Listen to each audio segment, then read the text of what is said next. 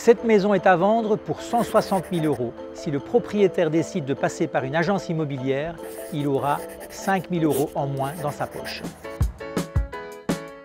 Quand on vend sa maison sans passer par une agence immobilière, la première difficulté, c'est d'évaluer le bien.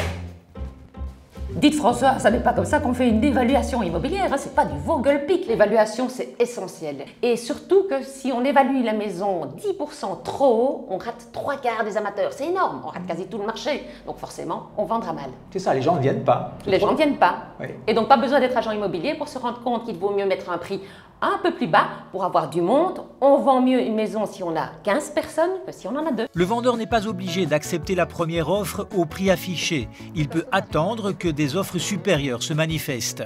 Pour évaluer votre maison, vous pouvez aller dans votre quartier. Une maison a peut-être été vendue récemment. Vous pouvez aussi aller sur des plateformes en ligne ou alors demander un avis à votre notaire. Vider une maison pour la vendre, ce n'est pas nécessairement une bonne idée. Le home staging consiste à habiller un peu la mariée. Il faut la remplir avec quoi alors cette pièce-ci? Mais il faut lui redonner vie parce que les gens n'achètent pas juste une salle à manger, ils achètent une maison pour leur foyer. Ici, pour cette salle à manger, moi je mettrai une table de 10 personnes, un grand vaisselier pour contrecarrer le fait que la cuisine est un peu petite, des bougies, des plantes, de la vie.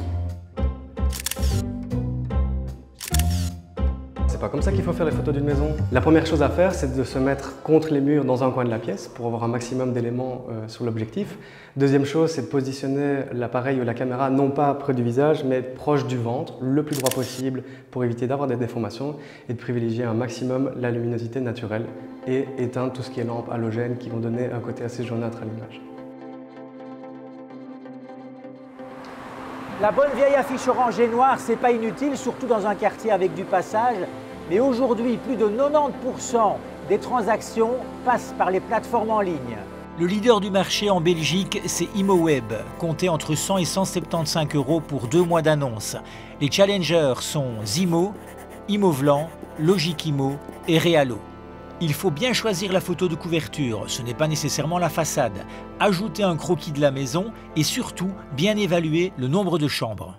On fait souvent l'erreur d'encoder par exemple 4 chambres plus un bureau, alors que l'on pourrait l'encoder en 5 chambres, considérant le bureau comme une chambre, on attire plus de monde.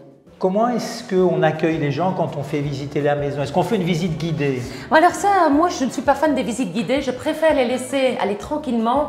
Je leur dis souvent, je ne vais pas vous suivre pour vous dire ceci est une cuisine, ça n'apporte rien. En plus, ça leur met de la pression. Je pense qu'en général, les gens aiment avoir de l'air, pouvoir discuter entre eux tranquillement et s'approprier le bien finalement.